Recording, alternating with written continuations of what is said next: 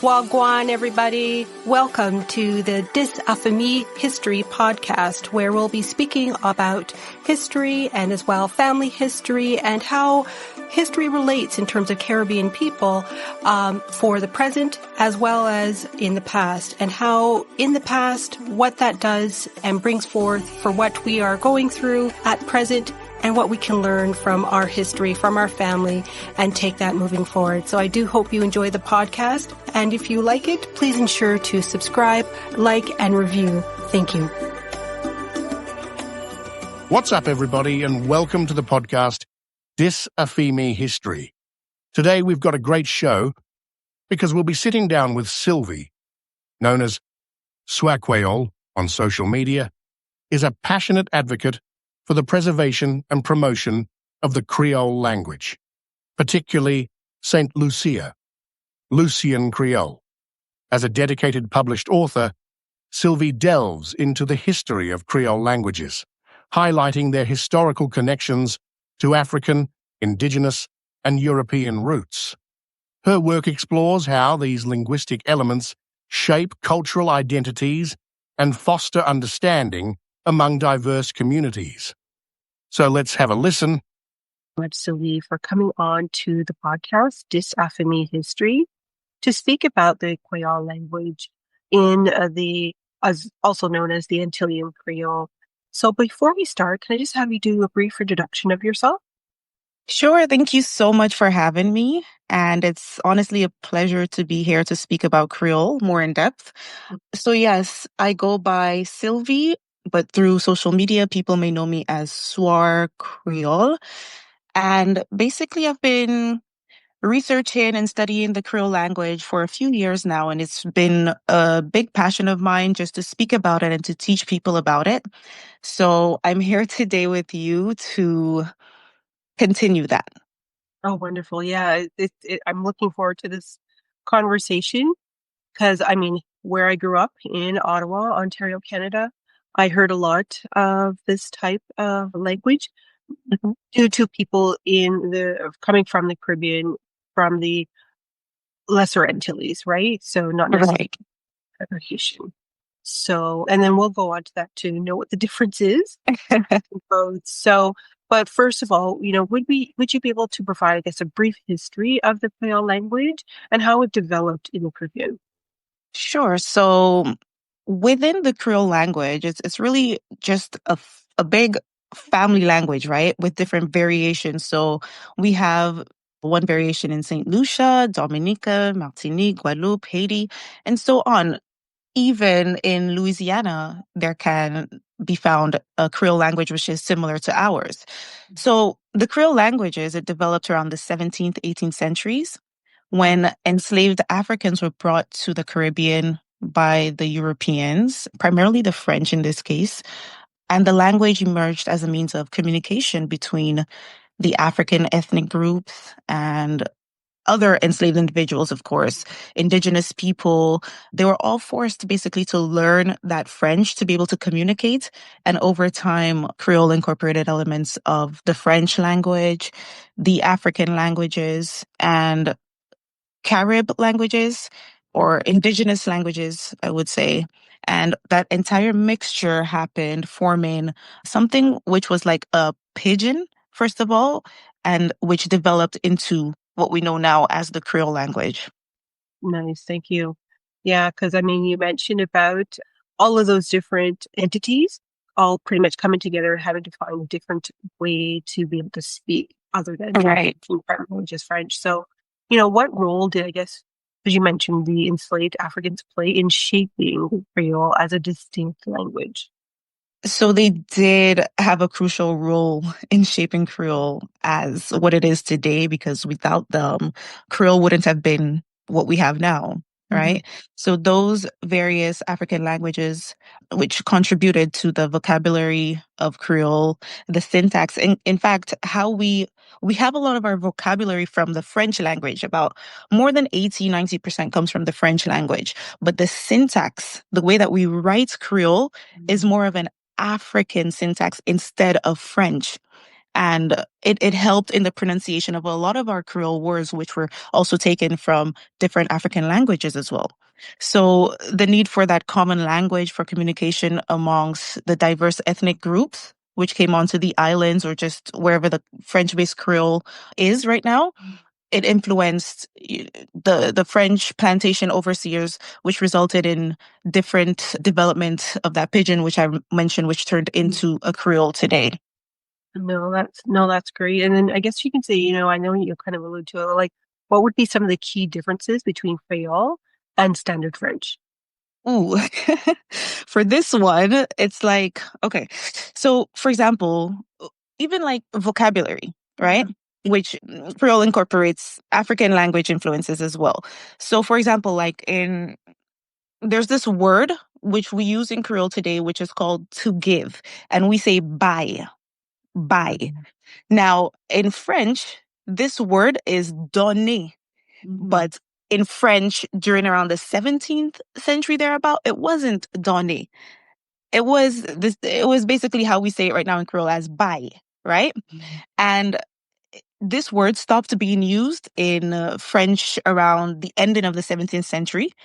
However, right now in Creole, it is still used. And we see that a lot in Creole, that a lot of the words that we use now was a French word from way back then that's no longer used as such, but we kept it in the Creole language, right? And there's also the case of conjugation of verbs. In French, this is something totally different than in Creole. Even the pluralization of nouns and so on. So in Creole, for example, the verb, it does not change according to the subject, but in French it does. So for example, in Creole, we use something that we call tense marker or a temporal marker to tell us when or how we're speaking. So for example, if I take the word if I say I dance in French, right? Or I am dancing, this would be je danse, right? And in Creole, we would say moi ka danser. Moi ka danser. So we add that ka to let us know that we're speaking in the present tense. But in French, it is just je danse. And to the ending, this is where you change. That conjugation changes in the ending. But for us, the verb stays the same. What changes is just that temporal marker, that verb marker, letting us know when we're speaking in the past, in the present, in the future. This would change for us, but not the verb. It always stays the same, basically. Another example I could give probably is maybe the future tense in French. So I will dance, or I am going to dance, right? And this would be je danserai. Je danserai. So like DANSERAI to let us know that I'm speaking in the first person, but in the future tense. And in Creole, in St. Lucian Creole, Dominican Creole, so on, this would be kai. So moi kai danser. Dance, this verb stays the same as in the present, past, future, whatever. It stays the same. What changes is that marker, that tense marker in the middle, letting us know kai, meaning future tense, or in some Creoles, it's K, K-E, with an acute accent. Or for example, in Haitian Creole, this changes a bit and it would be, they have a different tense marker, which would be pral, P-R-A-L, to let us know that we're speaking in the future tense. So that's really what changes when it comes to French and Creole. Yeah. And our pronunciations, of course, are different. Yeah. No, it's great. And the fact that, for je is, usually is I, right, in French. Right. And then Right. you're using moi, which was very interesting. Uh, Moi. Yes. but again, that's, what I've, kind of heard growing up from some people from, as you mentioned, from Dominica or St. Lucia, that I would hear quite a bit. And I guess that leads into my next question about the regional variations of Creole across the different Right. islands, right? So would you be able to kind of just walk us through what may be the difference in terms of, let's say, from Yeah. St. Lucia, from Dominica? Right. So for us, mainly, what would change? So the Lesser Antillean Creole is more or less almost, it's very similar to each other. Okay. Very similar to each other. If we go to maybe Reunion Island, Louisiana, and so on, that's when you get a lot of changes minor changes, but changes which happens, right? Even with Haitian Creole, yes, it's similar to our Creole as well, but there are distinct differences, letting us know that it's not really exactly like St. Lucian Creole or Dominican Creole, for example, and so on. So when I started doing my videos, something that I loved to do was just comparing. So I would take one word in St. Lucian Creole and then I'd say, oh, this is how we say it in Haitian Creole. This is how it's said in Dominican Creole and so on. And people would, sometimes you might be, maybe slightly off or there are other ways to Mhm. say it. And they would tell you, hey, we say it like this instead. And that actually helped me a lot in realizing that pronunciation really changes, right? Depending on where you go, pronunciation really changes. I can give you an example. I did a video recently and it covered the word breadfruit. Do you know this? It's a vegetable, isn't it? No, Mhm. maybe not a vegetable, but yeah. So breadfruit, and in St. Lucian Creole, we call it bois pain, bois pain, Oh. right? Mhm. And in Dominica, they call it yam pain. Like Mhm. it's a different word, but you can still get Yeah. that it's connected in some way still. In the French islands, they call it fouillapin, fouillapin, Okay. right? And in Haiti, I was told that it's called like l'âme véritable or something similar to this. But so it really changes. The words can change depending on your variation of Creole. And for St. Lucia, Dominica, Creole, what's what really changes with us is that we don't often use the letter R Okay. unless if it's with English loaned words because for example, like the R was already a difficult sound, Mhm. right? So we pronounced it with a W instead of an R. So all our words, not all, but majority of our words where it was supposed to be like an R word in French, it's now changed to a W when speaking in Dominican and St. Lucian Creole, but the French islands still kept their R. That would be something really difficult. I'm thinking of it, and it would be quite difficult for us to even pronounce. We would pronounce it more with an English R Yeah. than an actual French R or like the Creole, the stereotypical way of a Creole R from the French islands, basically. So for us, it's a W instead of an R, unless if the word is loaned from English. Yeah. So would that be similar, like, in English, like ice cream, right? And I know that some would say as creme. Yes, exactly. Like quem Mhm. or crème. Do you hear like the k Yeah. sound? So that would be a lot difficult for us to pronounce like that R. So we just Mhm. put like W instead. Okay. Okay. Yeah. You have me going through my memory box as well. No, it's totally what I remember in terms of how people would kind of express, and I'm like going, they're talking totally different. Right. And I guess again, and this just leads back into another question in terms of, would you be able to share some, I guess, some of these unique expressions or proverbs in Creole and their meaning? Yes. So there's one that I really like, which is l'homme qu'a levé l'autre l'homme, right? Mhm. L'homme qu'a lavé, sorry, l'autre l'homme, lavé, which means one hand washes the other, right? And it just means that it's just a way of promoting the value of collaboration and solidarity between people. So you want help, you give help, you get help. Yeah. Basically, you help others, others help you, and so on. I think that's beautiful. Mhm. I like And there's another one that I really love, which is sac vide, passa du bout. Sac vide, passa du bout, which means that an empty bag or sack cannot stand, right? So without substance or content, a person may lack stability, right? Or something, an idea may lack stability. So yeah, I just No, love those no, two. yeah, because we always, most people from the Caribbean always talk in proverbs type of thing. So it's just a regular, Yeah. it's just a regular. So, and I guess, what would you say what role does Quechua play in music, storytelling, and literature? This is one of my favorites, music in Creole.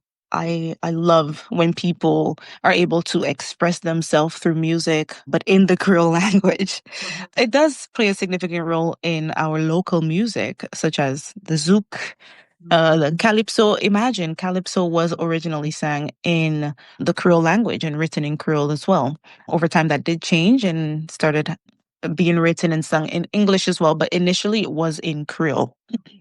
So zouk, calypso, soca music, artists are able to incorporate the Creole language to express what they're saying. And I feel like in Creole, it felt so much deeper than if we just sing it in English. In Creole, something else happens.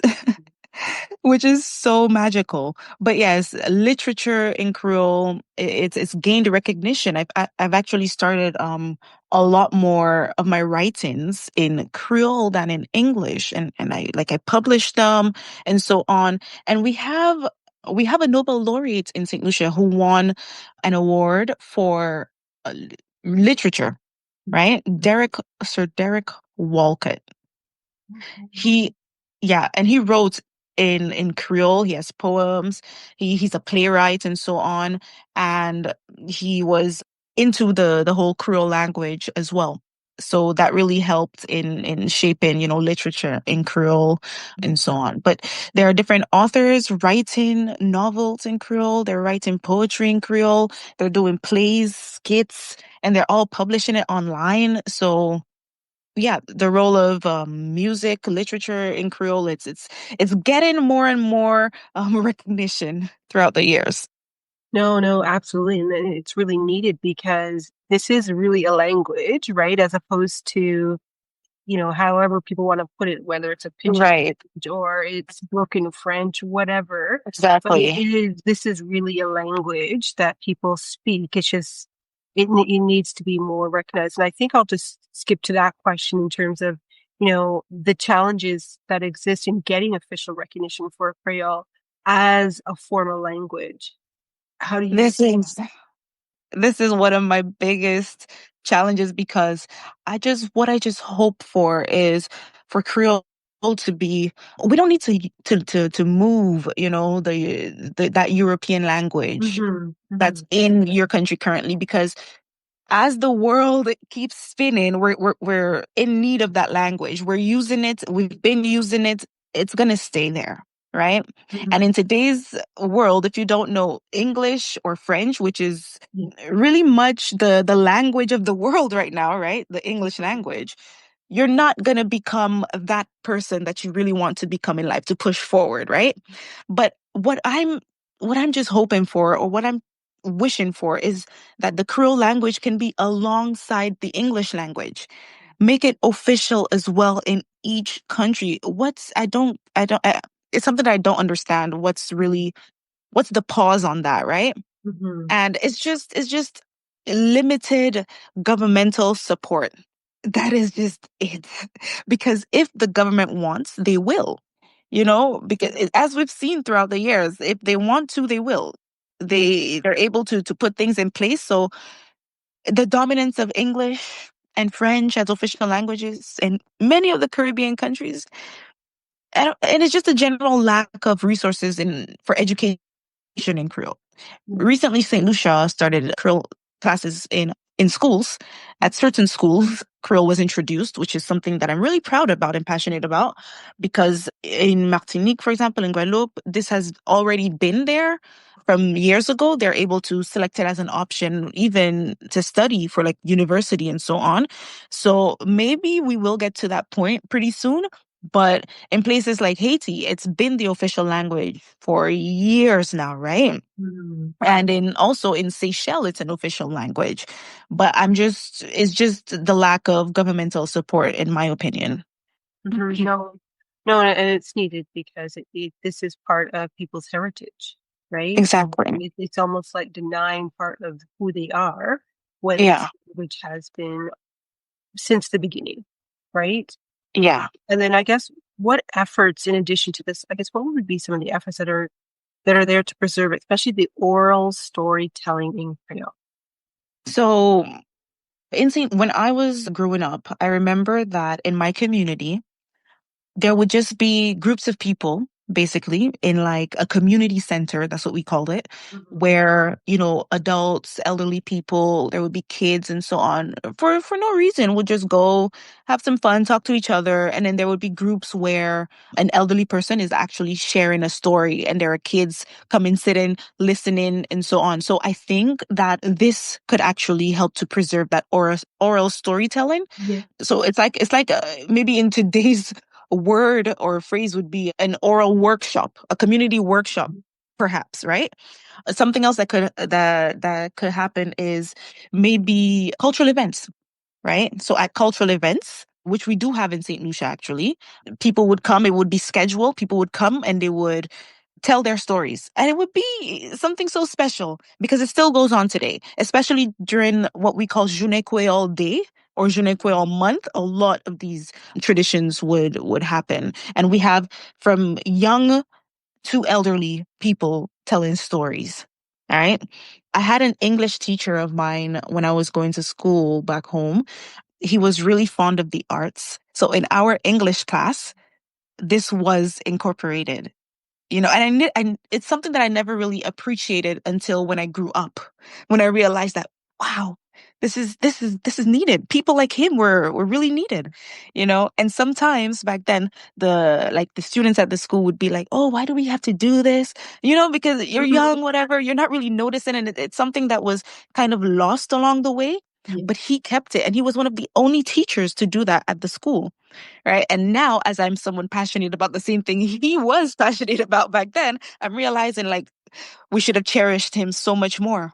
Yeah. Yeah, no, absolutely. And then of Yeah. course when you migrate as well, this comes up as well, right? So Yeah. and I know you have like so how does I guess now social media and the digital technology impact the use of Creole among the younger generations? If it's one thing, I am so thankful for social media. I am so thankful for TikTok in general, Yeah. YouTube, and so on, because more and more people are posting. We have persons who are they're so passionate about poetry, right? Sometimes I would see different people reciting poems in Creole on social media, Hmm. right? And I'm just like, this is what we use it for. Let people hear that it's possible to write in Creole. It's possible to put out your art in Creole, right?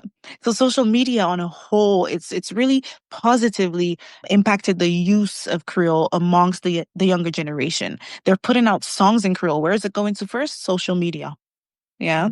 Yeah. So just having those platforms, it allows for the creation and, the sharing of content in Creole, which fosters a sense of community and pride in the Creole language, which is what we need Yeah. right now. Yeah. Yeah. Yeah, no, I couldn't agree with you more there, Sylvie. And then I know you have your own YouTube channel, which I'll put in the show notes, discussing Creole. Do you see yourself as, further teaching the language in other formats as well? I do. Yeah. My YouTube channel, it started maybe a year ago Hmm. and I started posting on it and so on. I am really active on TikTok and Instagram. I also do give Creole classes. Actually, it's been about 3 years now that I give Creole classes. So hopefully one day that could change to in person, perhaps, Yeah. right? As well, like different workshops in person. But for now, yes, social media and also classes, private classes, one-on-ones or group classes is something that I do. Well, that's fantastic. And I guess what would you say, I guess, are some of the bigger threats to the survival of Korea? Oh, I would say it's that's a really good question, actually, because I would have said it's the dominant languages, Mhm. which would be English, French, or Spanish, depending on your country, right? But actually, the biggest threats, it's us. It's the people. Thinking about it, yeah, no, it's us. It's our will. It's our whether we want to or not.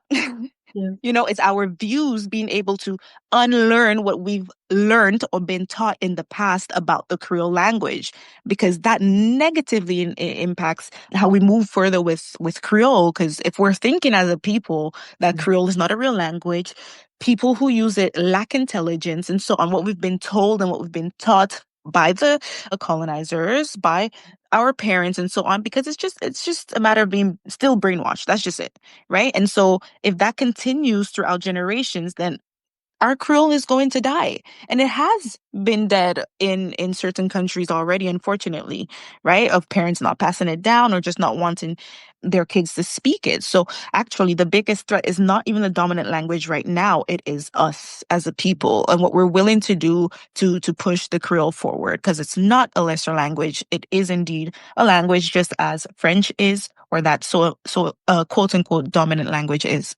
Yeah. Mhm. No, I agree with you because I mean to be told that this isn't even a language, right? That's one thing. Right. To make it not to be palatable for people to even use in Exactly. any type of way, and then for again your parents to be able to say, no, if you need to move forward, you need to know, I guess you said the dominant language, Right. and forget that. That is not something you need to know, which is totally opposite. But again, it seems to be making a survival in many ways, but at the end of the day, something that still needs to be worked at, right? Exactly. Yeah. And I guess, as you guys kind of come to a close here, is what advice would you give to someone who wants to learn and promote Creole? So I would say, first of all, we have many resources. I know people think that we don't have a lot of resources, but in fact, we do. And all it takes is a search on YouTube, a search on Google, and you would see all the resources that we have, because that's what I did and I found many, right? I'm an author. I just published my second book. And Mhm. so this one is it's stories, bedtime stories for kids, with each having a moral at the ending, right? I'm not the only one publishing books in Creole. There are so many books published in Creole. Just go, like I said, Google it or go to Amazon. You would see all of this. We have people, native speakers, speak to them. Let them ask them questions, you know? They're really the oldest and best way to learn the Creole language. We have them. Use them, basically, right? Immerse yourself in the language or speak into people who speak that language. Yeah. Like we had said earlier about social media, I'm teaching it Yeah. for free online. Besides my Creole classes, it's all the information is literally there online. So utilize that. I also have a group which is called a pen pal group, Creole pen pal, where you're given somebody who speaks Creole or somebody who's willing to learn like you are. And Mhm. you guys come together. I send out assignments with the videos of how to pronounce stuff and so on. And basically you're just growing in Creole together, and it's also free. I would say also cultural events to join, you know, gatherings with your friends to celebrate Creole heritage. And along the way, you can just do your own thing. When you learn something new in Creole, like you just learned maybe the pronouns, teach it to somebody else. Make a video on it. Show that you're learning Creole. And that way, we're promoting Creole. People are learning in Creole, and it's contributing to the preservation of the Creole language. No, absolutely. Couldn't agree more. That's the only way to kind of promote it and to make sure that it survives and continues for generations to come. And so what I'll do, Sylvie, is once you provide me the link, I'll make sure that that's in the show notes as well. So people can be able to, if they want to, purchase your book and have that continue onwards. But I do appreciate your time for coming on to the podcast and to be speaking on this. So I do. Thank you so much. Thank you for having me. Hoped you enjoyed this episode, and if you did, please make sure to like, follow, subscribe, and write a review for the episode wherever you listen to your podcast. Thank you.